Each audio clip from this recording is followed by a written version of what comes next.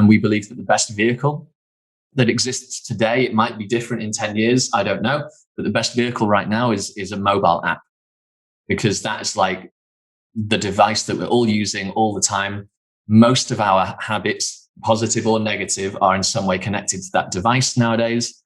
And so we just believe that you can harness some of the attention that people give to that device to do something positive with it rather than destructive.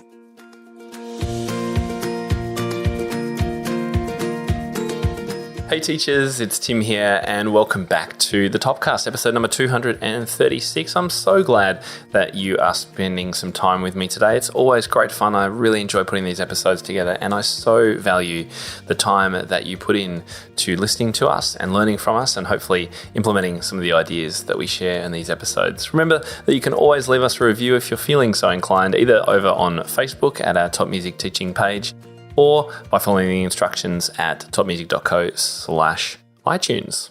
Now, just before we get into today's episode, I did want to remind you that we've got another webinar coming up. You know how much I love webinars and how much value we provide you guys at these webinars. So this one is really special. We have a fabulous one of our members who's creating a new series of teaching videos for us. Her name is Jenna Williamson, and she's an absolute specialist in what to do when you've finished your method books, that sort of early intermediate stage teaching, which so often gets kind of forgotten. So what do you teach? How do you structure it? What's the best repertoire? How do you set the goals for your students' progression in the future? We're going to be covering all of that stuff and talking about a new series of videos that Jenna is creating for us inside Top Music Pro membership. This is one of the coolest releases that we've done in a long time, so I'm really excited to share this with you. So make sure you go over to topmusic.co/webinar.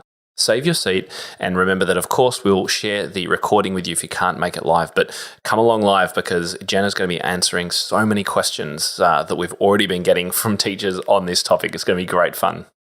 In today's episode, we're going to be talking all about apps, and specifically about how having an app for your own teaching can really build and deepen the relationships that students and parents, for that matter, have with the teaching that you're doing. Now, this is going to be really, really valuable, particularly if you're teaching online lessons, because this is another way that you can deliver content. So if you've always wondered, oh, maybe I should be doing this through some kind of app, then today we're going to be covering that. But it's just as valuable for teachers more traditionally in person, because this is a great way that you can augment things. If you've ever heard of that flipped teaching approach, where students do a lot of the kind of the tactical or technical work behind the scenes in their own time, following videos and things like that online, and then come to you for the coaching and the discussion and the interpretation and the deepening of understanding, then this is another approach that you can use.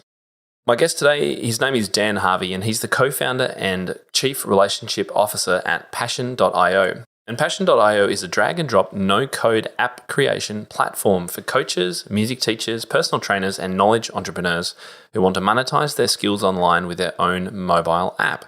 Dan teaches solopreneurs and beginner coaches and teachers how to sell knowledge digitally and scale their coaching businesses online.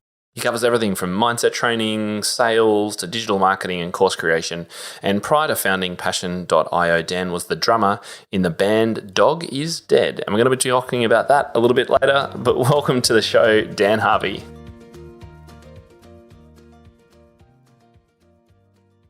Well, welcome to the show, Dan Harvey. Great to have you here today. Thank you very much, Tim. How are you? I'm pretty good. It's 7 a.m. here, so I'm a little bit bleary-eyed. Just woke my son up, made some lunches, all the fun stuff of being a parent. And you're all the way over in Berlin. That's right. Yeah. It's 9 p.m. So we found a time. Yeah, thank you for being so flexible. We did. Hey, what's taken you to Berlin? I don't interview many people from Europe. How come you've based yourself over there? Is that to do with the business that we're going to be talking about today? That's right. My co-founder is German. I am British, as you may be able to tell from my accent. Yep, I haven't lost any of that. That's right. I was living in a number of places in the UK, and my co-founder is German. We decided to start the company here in Berlin. However, about 2 years ago, we went actually fully remote. So now our team live around the world, but I stayed here in Berlin. My fiance and I love it. So very good. How's your German? Oh, nicht so good, unfortunately. Berlin is like, I don't know, the first language is English, second language is Turkish, third language is German. Right. So it's one of those places. It's embarrassing to say, but yeah, not great. The longer you stay there, I'm sure you'll pick up more and more. Well, we're not here to talk about German or Germany. We are here to talk about your work with apps and music teachers and how that can all link in. But you're also a drummer. And so I wanted to start there because music teachers and musicians, we all love hearing about the musician in the people that we listen to. So when did you start learning drums? Are you still playing today? Give us a bit of your experience. Yeah, thanks. So I started when I was 8 years old, and I started because my cousin was actually the drummer in a pretty famous UK band called The Feeling. They had like a couple of number ones and whatever. Oh, no, yeah, I know The Feeling. They made it to Australia. Yeah. Yeah, they were pretty big. And my cousin was the drummer, and I went to see him play with a previous band he was playing with. And I just thought it was the coolest thing in the world, you know, what he was doing there and how energetic it was. And I was hooked from that moment. And I was convinced I would be a musician from that age. Fast forward 11 years, I was 19 years old and still playing the drums. I was at university. I was playing in university sort of indie band, played in a number of bands until that point. And then I got a crazy opportunity actually to join a band who was signed to a major record label. And I dropped out of university, went and did that. And I was playing in a band called Dog Is Dead, not the nicest name in the world, for about 4 years. And we released an album. We weren't quite as big as The Feeling, but it was top 40 in the UK and did a whole bunch of touring and festivals and radio and all the exciting stuff, especially in your early 20s, man. Mm. And since that, I mean, so that didn't work out in the end, right? We didn't become, you know, the next Beatles, whatever. But since that, I play a lot. I don't know if this goes out on video as well, but in the background here, I have an electric drum kit. Oh yeah, I can just see it. You can just see it in the background. And I just love it. It's just like a release from my otherwise huge focus on being successful, you know, in everything I do. Yeah, in the work, yeah. And it's just a great release. I sit there, I put some music on, and I just flow. I love it. Yeah, that's really great. Our youngest son actually is keen to learn the drums. So would you recommend an electric kit? Yeah. You know, I tried the last time about 15 years ago, and I thought, like, this is crap. You hit the hi-hat, and about 3 seconds later, you hear it in your ear. Oh, no. And I thought I would hate it, and I never even bothered since. And then a couple of years ago, I thought, oh, well, you know, live in an apartment in Berlin. I can't have a real kit. And I thought I'd try it out, and they've come so far. They're awesome. Oh, there you go. Yeah. No, I've heard really good things about them. I haven't actually played, because I did drums at school. I haven't actually played it myself, but totally get that feeling when you see a drummer doing their thing. When I was young, I always thought it was the coolest thing, like just sitting there controlling everything pretty much with this massive instrument in pieces all around you. I think it's very cool. So I understand that. As a drummer yourself, do you have any kind of tools and tactics that you're using now to keep your practice regular, make sure you get back to the instrument and be productive? Yeah. So in general, I think a lot about habits. With music for me now, it's more something I don't have specific goals around. I've got so many goals in different areas of my life that I intentionally don't set goals there, and I let that leave that to be quite an organic thing. But in general, I think a lot about habits. And in fact, our entire company is in many ways built on the whole premise of building and maintaining habits. And I think like the number one thing I would recommend when someone says they want to pick up something and they want to stick at it is like try to remove willpower from the equation, right? Willpower is a finite resource, like chemically, right? It takes calories, real calories to make yourself do something. And I got this from the book Atomic Habits, which I'd recommend. If you can commit something to habit, which means you no longer have to take any willpower to do it, then you're winning. And like that looks different for different people. You know, for me, the fact that my drum kit is in the room where I work is making it easier for me to actually play because I don't have to go out my way, right? I pass it on the way to the kitchen. So I go, all right, I'll spend 5 minutes playing the drums. So it's just one way is like removing obstacles. There are many ways, but if you can remove willpower, you're infinitely more likely to stick at something long term. It's really useful advice, actually. And Atomic Habits is a great book. I second that one. That idea also goes to the heart of just having the instrument ready and available, and the music on the instrument, music stand. So for us, our eldest is doing trumpet, so just having the trumpet out and not in a locked away under a bed or something like that. As you say, it just makes the availability much more easy, and it just means that you're more likely. I think that's a great little idea there about willpower, because you're right. If you can make things habit, like doing your teeth or driving a car, we don't have to think. No calories really expended. So yeah, nice tip there. So let's talk a little bit about passion.io. This is the company that you're now running from Germany. Really cool. So why did you decide to create this business, before we talk about what exactly you do? Or maybe it's quite interlinked anyway. I guess it is. Our big why is that we want to make the world more confident and passionate. Okay, it's a big goal. I get it. And what does it mean? Well, I think that like confidence leads to success and vice versa. It's like a positive snowball, and lack of confidence is like a negative spiral. And so if we want to get where we want to go, it's like, I believe a lot in the fact that the more confident you are, the more likely you will actually get there. Confidence creates the results, right? And passion, I mean, I can't remember the exact Latin origin, but essentially it means to suffer. Oh, so, okay. Like the passion of the Christ, that kind of. The Christ, for example. Yeah. And so in order to improve, it takes pain, right? Like improving anything takes pain.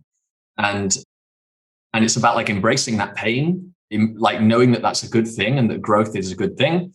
And the more you grow, the more it creates confidence, right? So that's, if you like, my belief, like my worldview, right? How does that translate into apps? Well, the idea is that we believe there are many experts out there. So people like the people listening or watching right now in your audience who have got a specific skill. Could be in music, but could also be in art or dance or photography or whatever, right?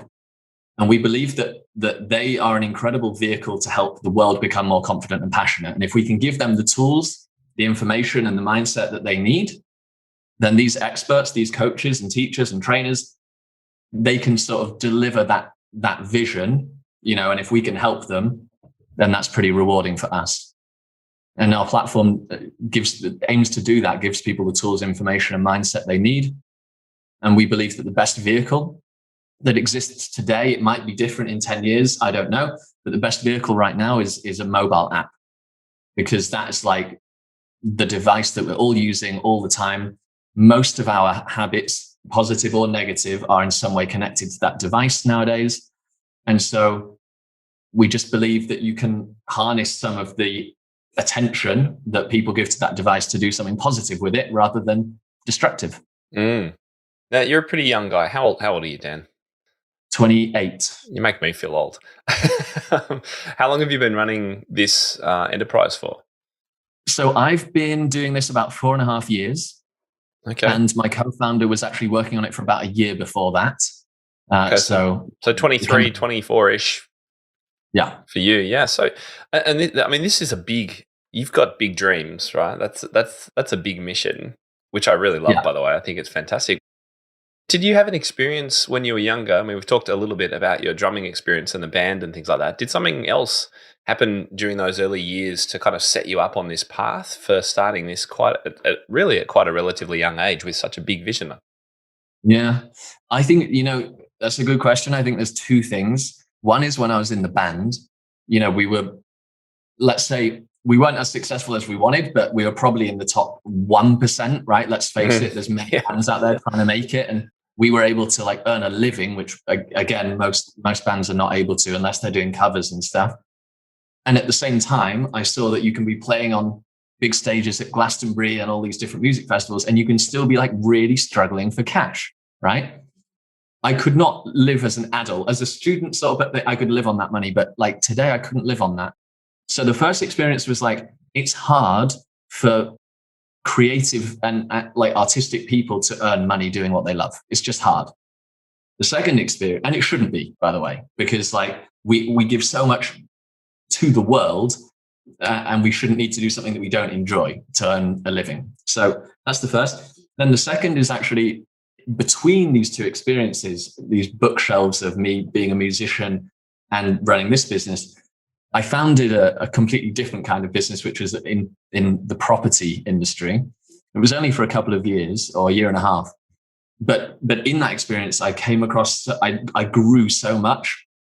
I adopted a growth mindset. I realized that it's actually possible to, first of all, know what you don't realize you don't know. So to become like aware of like how little you know about yourself and the world, and then actually change the selected parts that you want to change, that you want to grow in, whether that's like something internally or externally. It was the most rewarding experience. And that company went bankrupt and I lost money and I didn't get anything from it, like financially. But it was the most rewarding experience because of my growth. And the growth was only there because of the people around me that I was lucky enough to go on that journey with. And so that gave me the impulse that like, wow, if I could like benefit so much from these amazing people, what if I could create an environment where, you know, my girlfriend could learn from amazing people and my friends and like even strangers could learn from amazing people.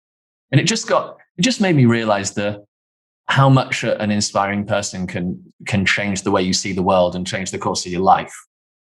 And so that's what we're trying to do now with passion. And it's so amazing seeing the stories. Like literally yesterday, I was watching a video of one of our customers is a martial artist, right? I told you it's different passions, not just music. And he teaches kids, I think 4 to 7, self-defense using Kung Fu. And one of the homework assignments for this kid, I guess she was maybe 5 or 6 years old, was to stand in, it's called horse pose, which is like a deep squat, and say like affirmations. And so she's a 5-year-old girl or 6-year-old girl saying things like, I am strong, I am confident, I eat excuses for breakfast. And it was just like, I don't know what impact that'll have on her life. Maybe no material impact, I don't know. But if it does, even if just that one girl, that would be awesome, because I wish I knew that stuff when I was 6 years old. I'm still working on a lot of it now. Nice. Great example. I'm trying to think, the company name Passion.io, it's quite unusual, I guess, in some ways. But it's, if I could add something to it, which I think our teachers will understand, what you do is help people teach their passion. That's the kind of concept, right? And therefore, more people can do what they love doing. More of the great stuff that really fulfills people can be shared with others around the world. I think it's an incredible mission. Tell us what or why might music teachers value or get value from having an app? Yeah. I mean, so first of all, what I would say is like, we've previously really centered our whole brand around like get an app. And what we've learned, and we're actually relaunching our website in a couple of weeks, is like really what's more important than the fact it's an app or not an app is that we want to help people create life-changing learning experiences. Okay. And we say that online courses are dead. And the reason is 6% on average completion rate on an online course, right? Which means, imagine like if the COVID vaccine only worked 1 in 20 times, people wouldn't be very interested in putting it in their arm, right? So if people don't even finish an online course in 19 out of 20 times, then these clearly aren't the right vehicle. So we want to create, or we are creating, a vehicle that works better than that. One of the attributes of which is that we believe a lot in mobile, because, you know, people are just on their phones more than they're on computers, especially the younger generation. But there's other aspects to it as well. And so we help people to create, for example, learning groups, because we believe that like you learn best, not in isolation, but when you're learning in a cohort, right? So you get feedback, yes, from your teacher, but you also get accountability and camaraderie and identity and a sense of belonging from people who you're actually on that journey with, right? So that 5-year-old girl I was explaining about, she's actually in a group of like 8 kids from age 4 to 7, all together in a little learning group, going through that journey, and then they help each other out, right? So that's another aspect of it. And then we do a lot of training. You know, I said we give people the tools, information, and mindset. One of the things that we find people in our, you know, teachers and experts really do is, for example, undervalue themselves. That's something you told me before we started filming. I know it's like a challenge people are facing. We give people a lot of training our experts, our coaches, our community call themselves passion fighters, by the way. We give them a lot of training on how do you actually position yourself? How do you create a product? How do you know your value? And all of the training that goes with that to make your learning experience work for your students and work for you. Because like I said, you should be able to earn a living that's empowering, and that's just how we see the world. While I can see that engagement. I mean, I'm a big believer in online courses. I have a lot myself, but I get the accountability is one of the challenges, and that's something that we're always working on in our own subscription membership. Is how do we get people to engage in what we've got and make progress through those courses? And yes, that is a challenge. Do you think there's an advantage of the mobile app experience for being able to both reach, but also, actually to expand your reach more, to find more people than you might have through your traditional methods? Yeah, I mean, to get in front of more people, you've got a new distribution channel, which is the app stores, right? Your website or online course is not listed there. And then you can run different types of, if you're into paid marketing, then you can run different types of campaigns. You can run like app install campaigns. You can run in app store campaigns. So in that sense, the answer is yes. What I would say is like, there is no such thing in my experience of if you build it, they will come. And so, whether it's an app, an online course, a book, or any other vehicle, in the end, you have to be good at marketing. You have to find your people and you have to share your message in a compelling way. So take us through, let's say there's teachers listening and they've got an idea that, maybe for their adult students, they could see an advantage in offering some online content through an app or a mobile experience. Because I think, while I understand your discussion about the young girl doing the martial arts, I'm not sure I could see easily 7 or 8 year old music children being engaged by an app in the same way as perhaps a teenager or adult. Now, correct me if I'm wrong. So let's say they're just working at home on their own. They're trying to learn an instrument or whatever it is. To me, it seems like this would be amazing for teenagers and adults more than really young 8-year-olds, because they'd have to be using a parent's device and things like that. But would that be right? I mean, as I say, we have a lot of examples of people doing that. I don't know, like in detail, whether these kids are using parents' devices or how exactly it's working. I know that, of course, if you position something for very young kids, you have to think about how to like engage them. And I know in that app, for example, a lot of his videos like 20 seconds long, like I'm talking like insanely quick, and there's a lot of like animation. Like TikTok. Yeah, exactly. Yeah. Attention spans are going down. And the other thing is like really important to say here, I don't believe that I believe that technology should augment our experience, and that like real life is awesome, and we don't live inside a device, and we certainly shouldn't. And so, I love it. A lot of our passion fighters, a lot of them actually use like a combination of in person, on Zoom, and training through the app. And with the app, the way I see it is like record like the best answer to the most common questions that you get, right? If you teach piano, how many times are you going to teach the scales or the hand positioning or whatever it is? And like every time you answer that question, you're not going to do like the best job you've ever done, right? Record that in a way that's like the best version you've ever done. And you can use, editing and different things to make it really, really good. Then create a task around it, like something augmented with technology. Like we have like worksheets in the app and things like that. And then use the time that you have engaging with people one-on-one, whether that's, on Zoom or whether it's in person, use that to do the stuff that is like truly unique. So then instead of saying the same thing 50 times a day for the rest of your life, all of that is like automated. And then you can have like truly engaging, empowering, exciting interactions when you're actually doing it. It's like, it's better for everyone. Yeah, it's that idea of almost the flipped model, or the flipped classroom, where the repetitive instruction that you do all the time goes on with the student in their own time. And when they're in with the lesson with you, you're doing the more creative and innovative and deeper kind of activities. I think there's value in that. Sorry to interrupt. Elon Musk said like school should be the other way around, right? He said like, you should get the automated learning at home, then you should go to work to do homework and like talk to you about how you do your homework. And it makes perfect sense. Yeah. Mad. That's exactly right.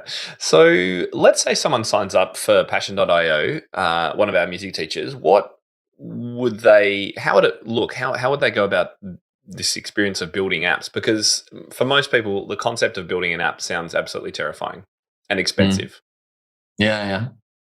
So first of all, this is not a pitch for Passion, and I really appreciate you asking me that question. But genuinely, there's many platforms out there you can do cool stuff with. If you say you've got online courses, like, are you using what, like Kajabi or Teachable? What are you using for that? We do it through WordPress and LearnDash, actually. I built mine way before Kajabi existed. Oh, cool. Oh, a veteran. Love that. I'm a veteran. Yeah. So look, there are many platforms out there. I think what's super important for us is like, we see all of these experts in different things and we think like, you're not a tech wizard. Like, that's just not who you are. You are amazing in something else. And we want to empower you to do that in a really amazing way. So we try to make it as easy as possible. It's very drag and drop. You don't have to write any code or anything scary like that. I think it's almost as easy as just like posting on Instagram and stuff or something like that. It's really, we try and keep it like insanely simple, and we work to make it simpler every day. Like, that's one of our biggest goals.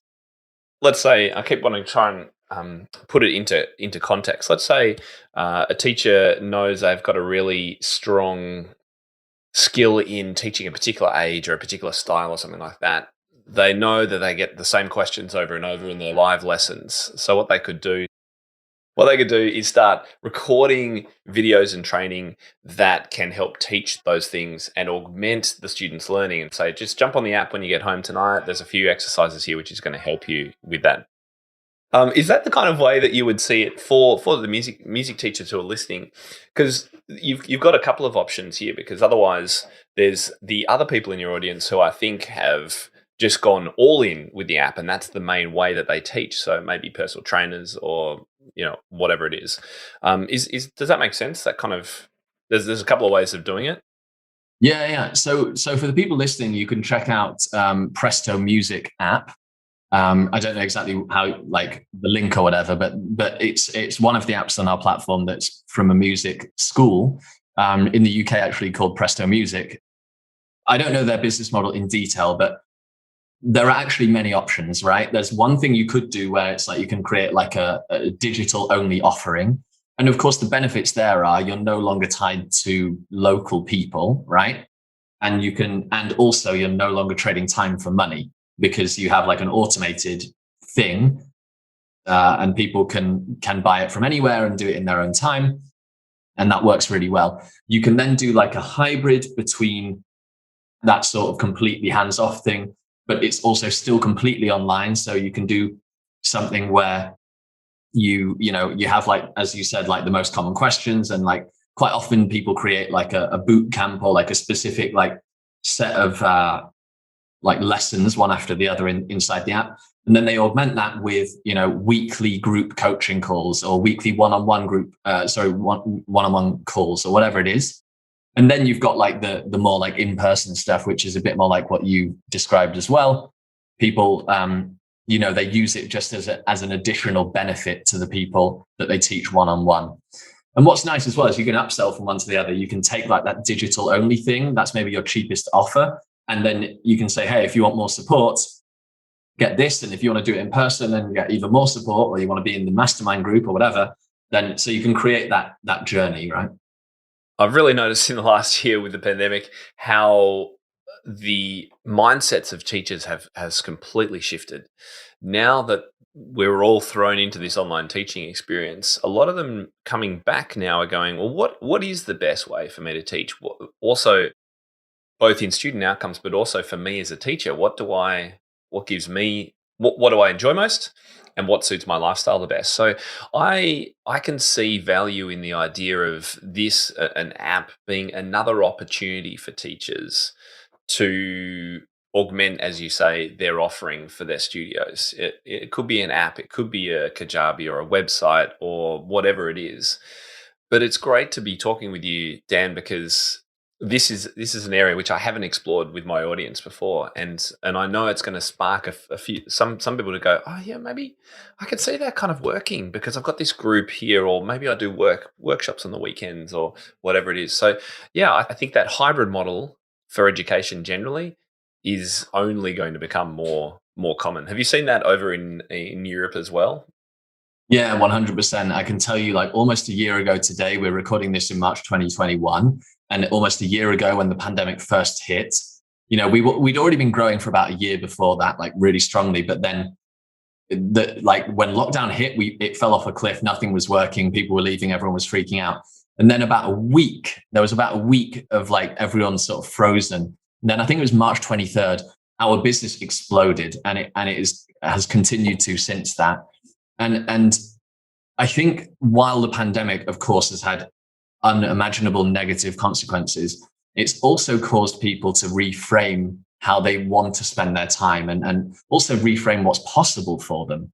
We've got a lot of, for example, gym owners, right, who had to close their gym during COVID, and now they're just choosing not to open up again. They don't want to. They're like, I can work from wherever I want. I can work the hours I want. I don't have the overheads I had with the physical location. And, and people's results are great as well. So yeah, it's blown open people's perspective on what's possible. And I'm a huge fan of the hybrid because like, I love the in-person stuff as well. So I've seen every mix. So yeah, I'm hoping this sparks some ideas for your audience and hopefully not too much overwhelm. No, it's just great to open doors and get thinking happening. That's what I love doing on this and the conversations that I have with people. So I appreciate that. I just wanted to ask too, you kind of touched on it earlier, but gamification can be a big driver and motivation for practice and engagement. Have you got any thoughts for teachers or your other tutors about how that can work either in or outside of an app? Yeah, totally. So again, like I think with this, like different things work for different people. There is no one size fits all. I'm personally a huge fan of accountability. So it's like public accountability, because for me, I don't know if you're into these personality types, but on the Enneagram, I'm a type 3. Now, what that means is I'm an achiever, which means I'm desperate for the world to think, oh, this guy's really good and this guy's successful and whatever, right? That's like that's my hidden driver, if you like. And therefore, for me, if I tell the world I'm going to do something, I will do it because I'm terrified of people thinking I'm not good or I'm not, happy or successful or whatever it is. That's like my like deep subconscious like driver. And so if I join an accountability group, for example, where I have to post every day that I've done my habit, I will do that habit. There is like zero chance that I'm not going to do it. For other people, they find that too competitive and they don't enjoy it. And so it's different for everyone. There's a good story in Atomic Habits about something as simple as a jar, 2 jars, one that's full of beads and one that's empty. And every time they do, I think it's a push up or something, they put one bead from one jar to the next. And just the psychological, like it's just like nice to see progress, right? Like physical progress. And then once you've, filled the jar, you can stop doing your push-ups. And so different things for everyone, but like, again, it like removes the willpower from the whole thing and it makes it as easy as possible and fun at the same time, Are there specific kind of gamification elements, badges or things like that built into the products that you create with Passion? Yeah, there is. Yeah. Progress tracking through the app. We also have an integration with Typeform that is awesome because Typeform, I don't know if you're aware, if your audience is aware, but it's essentially somewhere you can create quizzes and worksheets and things like that. And you can create, like, depending on people's answers, you give them different scores and they get like, you can really create a game out of this whole thing. And one thing we always do is like, this is great for music teachers, I think, give people a carrot. Anytime you want them to do something, give them a reason to do it. So in our courses, quite often we say to people, of everyone who completes today's mission, right, we will pick 3 of you to win this amazing thing, right? So it's like, there's always got to be a reason to do something over and above the actual thing you're trying to get people to do, to go through the short-term discomfort, right? Because long-term gain is much harder to like motivate yourself towards than short-term gain. Right. Always give people a carrot. Well, really cool to chat with you, Dan. Is there anything that we haven't covered that you were keen? You're the expert in this area now, and with so many different people on your app, I was just having a look at your website. Thousands of people creating amazing things with your software. Anything that we've missed, or that you really wanted to say to our audience?